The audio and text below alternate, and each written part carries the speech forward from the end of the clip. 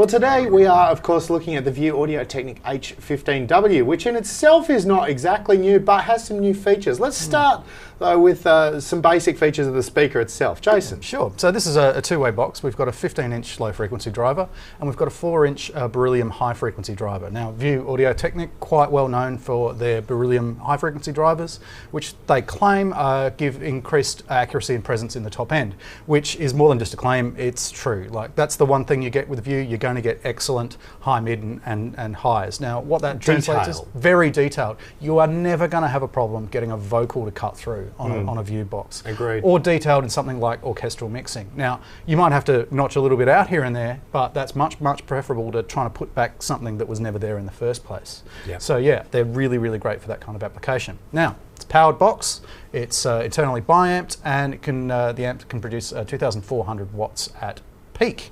Now, other things I love about the box is just, VUE's usual attention to detail and quality. I would say it's almost an obsessive level of attention to detail and quality. It's very nicely put together. Now, the marketing material mentions the slight glow underneath the black finish on some of the fixtures. Now, that seems a little funny, but till you see it in person, it's actually really beautiful. And the handles are gorgeous and well engineered and very sturdily and reassuring and nice to grip with a bit of a sort of a rough coating. It's reassuringly heavy too. Yeah, it's great. I mean, everything about it speaks quality. 40 kilos. Yeah. It's a serious box. Yeah, and I do like the integrated fly points as well. Look, probably worth mentioning is that there's a new DSP card going into the current series, which is Dante enabled. That's a huge piece of news.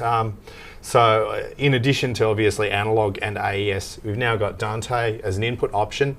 In addition to that, there is a new version of the System View out, which not only gives us things like the ability to control multiple boxes and mutes and things like that in a group, but as well as delay, we've now got parametric EQ for every speaker. So what this means is you can essentially run your power and your Cat5 and maybe an audio line if you want to back up. We were talking about this earlier.